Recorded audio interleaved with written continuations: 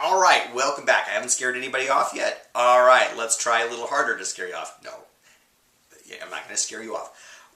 We're going to be working on a more complicated model. That's the nature of modeling, right? You start with a simple model and you build to more complicated models. I don't know how much you watch all those 100 level videos or if you've taken one of my 100 level classes, but you might know, like I like to teach this with an example of learning about models, talking about model trains and how children first start with very simple models like little wooden trains with faces on the front like Thomas the Tank Engine, and then they build to more and more complicated models, and when they're older they might play with model trains, would have motors and so on. You build to more complicated approximations of the real thing. Well, let's build a slightly more complicated model of how radiation passes through the atmosphere. Now, again, you're not going to be actually solving this, but we're going to start explaining how all of this works anyway. Alright, so the basic assumption that we're making here is we're going to start dividing the atmosphere up into two layers, hence the term a two-layer model. And we're going to call one the lower atmosphere, one the upper atmosphere, or something like that. But basically what you're saying is we're now treating the atmosphere like it's two things. Each of these objects, in this case the upper atmosphere and the lower atmosphere, does something. It emits a certain amount of radiation, it transmits a certain amount of radiation, etc. Reflects a certain amount of radiation for that matter. But we could, in theory, give it different properties in each of these two layers. Like we could make the lower atmosphere have a higher transmissivity, and the upper atmosphere have a lower transmissivity, or something like that. Okay, it's a tool. Now, let's first use the tool badly. Okay, because I'm going to tell you in advance, this model that I'm working on here, we're going to have made a mistake. Not so much a mistake as in I'm going to do the math wrong, so much as one of these approximations we're making here is not such a great idea. So what we're going to do is we're going to take this two-layer model and let's stick with the assumptions we had before, where each of these two layers is completely transparent to shortwave radiation.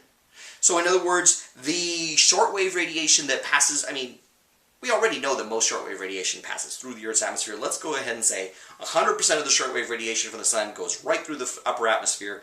100% of the shortwave radiation goes right through the lower atmosphere. There might be some reflection off the surface of the Earth based on the albedo of the Earth, but whatever. The atmosphere is not changing that shortwave radiation. Which is maybe not such a great approximation, because we know in the real world some shortwave radiation is absorbed by gases like ozone and so on. But the other approximation works. We're going to assume that each of those two layers individually is completely opaque to long-wave radiation. Now that is not really such a great idea, because that's where, again, kind of to give you the answer before we get there. Before, we had an atmosphere that was absorbing all of the long-wave radiation that the surface of the Earth was giving off. And then it itself was emitting long-wave radiation. Some up, some down. The stuff that was going up to space was gone. Now we're going to be saying, hey, when that lower atmosphere emits that radiation up, it's not going anywhere. It's going to get into the upper atmosphere, and there it's going to be absorbed, and then the upper atmosphere itself is going to be emitting radiation, including down back towards the lower atmosphere. This makes things a whole lot more complicated, and not necessarily in a good way, but we'll see this. So here is our two-layer model. As before, we're going to say 340 watts per square meter of radiation is going to make it through the 94 million miles of cold dead space to the top of the Earth's atmosphere. This is shortwave radiation from the sun. And we're going to say that the albedo of the Earth is such that it reflects some of that radiation back up into space. And I'm going to go ahead and just label that 102 watts per square meter and just put it up there at the top. That is radiation that did not change the temperature of anything. It's just gone.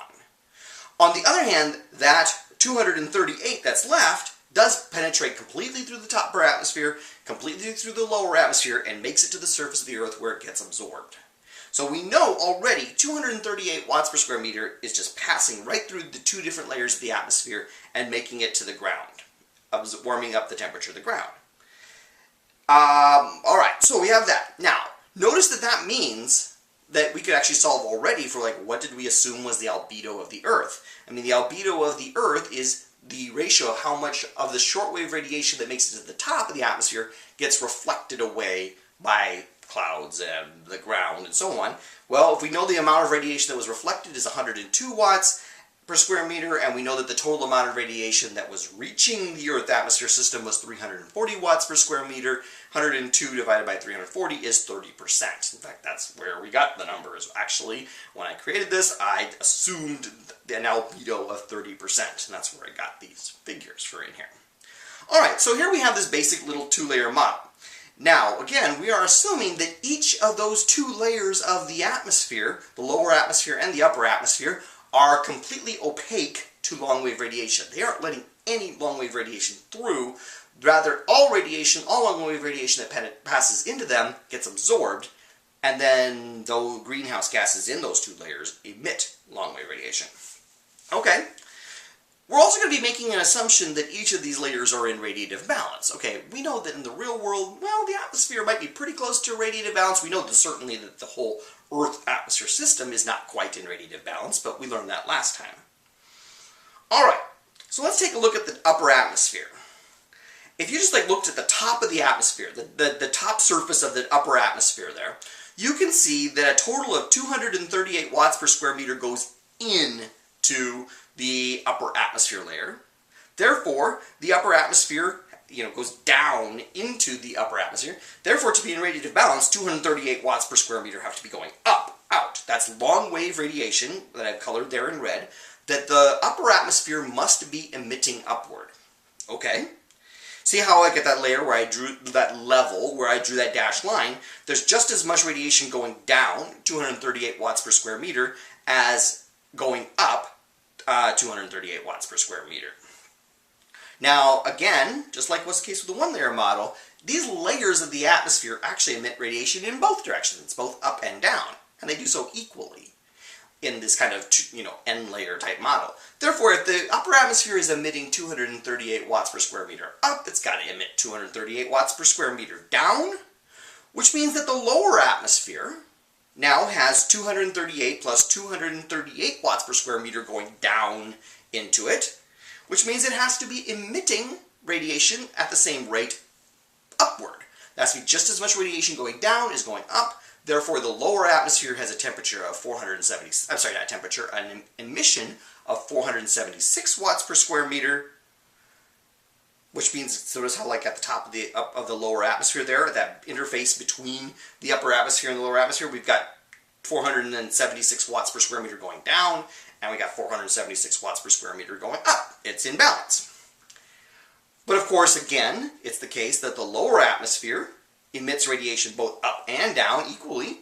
So in this simple model, if the lower atmosphere emits 476 watts per square meter up, it's got to emit 476 watts per square meter down towards the surface of the Earth. Therefore, the surface of the Earth has 238 plus 476 watts per square meter going down towards the surface of the Earth, getting absorbed by the surface of the Earth.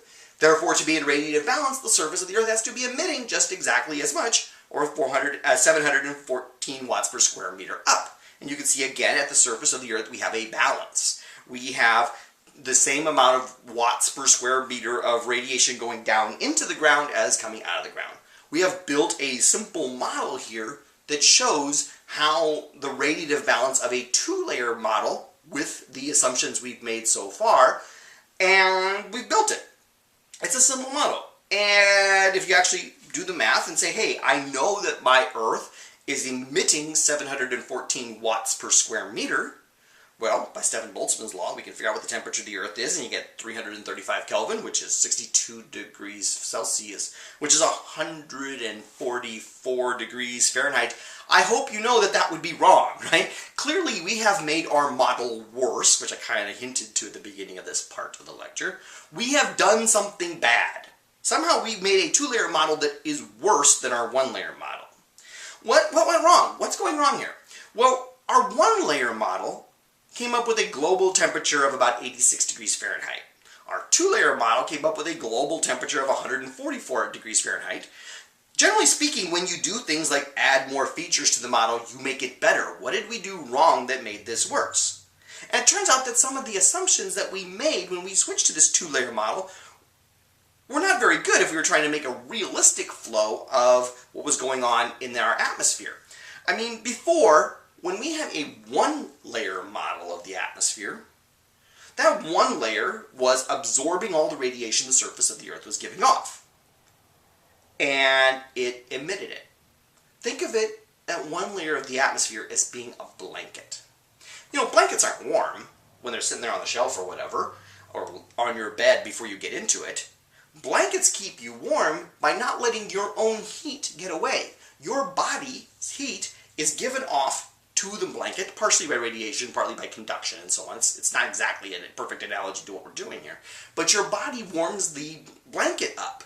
Then the blanket gives off heat, by Stephen Boltzmann's law, some of it down toward your body and some of it up towards the room and it's lost. But the one blanket on your bed keeps you warm. It makes it harder for heat to get from your body to the cold room around you. Therefore, to attain a new temperature equilibrium under the covers, you need to be warmer, which is why you had the blanket in the first place, right? The blanket forced you to have a higher temperature so that you can drive enough heat through the resistance of that blanket out into the environment around you. You are warmer when you wear the blanket. But you know, now we put two blankets on. We didn't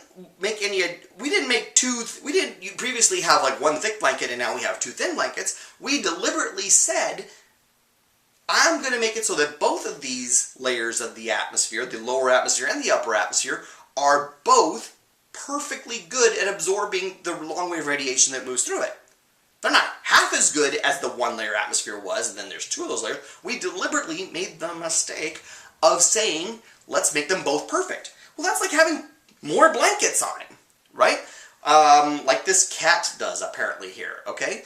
It's warmer when you have more blankets on because your body heats up the lower blanket. The lower blanket gives some of that heat back to you, but sends some of it back up to the blanket above it, and not out to the room around you. That warms up the next blanket. That blanket then gives off heat up toward the room around you, but also down towards the lower blanket. It makes it harder for heat to get away from your body, or from the cat here, or whatever, to the room around you.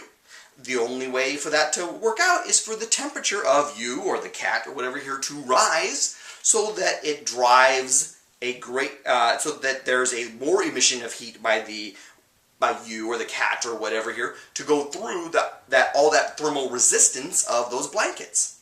In the same way, when you had these two perfectly absorbing layers of the atmosphere sitting on top of the Earth, you ended up with it's like having two blankets on the Earth. Now the temperature of the Earth had to be higher to create more emission, 714 watts per square meter, I believe was the number now, so that more radiation could get through that very thermally resistant atmosphere and back out into space to obtain a new radiative balance for the Earth. This is really complicated, but really illuminating, which is the purpose of models, right? Models are supposed to, as we build them, as we use them, we see what are the problems with our understanding, how we can make adjustments to make our models a better approximation to the real world, etc. Well, we certainly have made a bad model here. We can fix it, though. We can get this better. Before we do, though, in the third part of our lecture, let's answer two more quick questions. Question 3. In our two-layer model, we assumed that the surface of the Earth was A, one of the two layers, B, in radiative balance, C, non-emitting long-wave radiation, or D, transmitting shortwave radiation. Which of those was an underlying assumption in our two-layer model? Make a choice from those four options and get a little feedback before we move on to question 4.